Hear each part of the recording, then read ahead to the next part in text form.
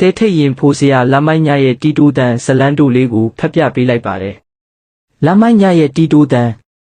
ညကလာကွယ်ညဖြစ်တာမို့ပတ်ဝန်းကျင်တစ်ခုလုံးမဟူရာရောင်လွှမ်းခြုံနေပါတယ်ကောင်းကင်မှာကြေရောင်တစ်စက်မှမမြင်ရသလိုလေတိုက်ခတ်တန်ကလွဲရင်ရွာလမ်းမကြီးကတိတ်ဆိတ်ငြိမ်သက်လွန်းနေတယ်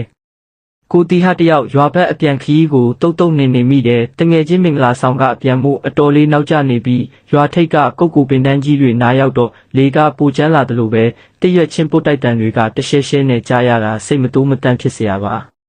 ကိုတီဟာ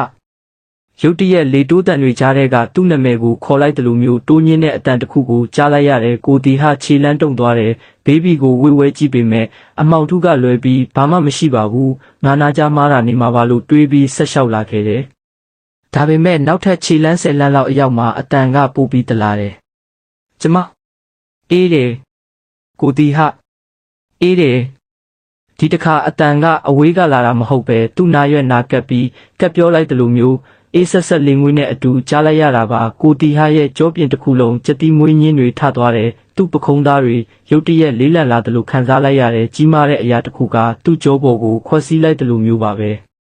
သူ့စိတ်ထဲမှာဖျားစာတွေအတင်းရွတ်ဆိုနေမိပေမဲ့နှုတ်ကအားဆင်းမိတယ်လို့အတန်ထွက်မလာဘူးလေးလံနေတဲ့ခြေလမ်းတွေကိုအားတင်းပြီးဆက်လျှောက်ဖို့ကြိုးစားတယ်ဒါပေမဲ့သူ့လက်ပင်သားမှာဆူဆူပြီးရှည်လျားတဲ့စပင်းမြင်လိုရာတွေလာထိနေတာကိုခံစားနေရတယ်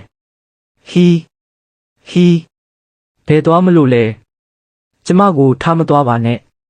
တီတိုးတန်ကရေတန်တော့ပြီးပြောင်းလဲသွားတဲ့အတန်ကဆူရှပြီးကြောက်မက်ဖွယ်ကောင်းလွန်လာတယ်ကိုတီဟာအာကုံတုံးပြီးရွာထိပ်ကမုတ်ဦးနားကိုပြေးဖို့ကြိုးစားလိုက်တယ်ရွာဦးစီတီရဲ့စီးလဲတန်ကိုကြားရတဲ့အချိန်မှာတော့သူ့ပခုံးပေါ်ကအလေးချိန်ကြီးကရုတ်တရက်ပျောက်ကွယ်သွားတယ်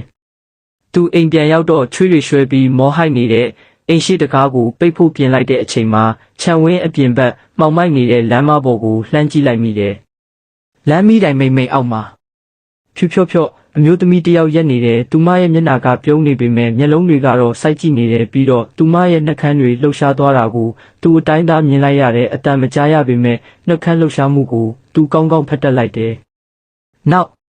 တစ်ခေါက်ပြန်တွေ့မဲဒီဇလန်းလေးကိုသဘောကျပါရဲ့လားဗျာနောက်ထပ်ဇလန်းတက်လာပါမယ်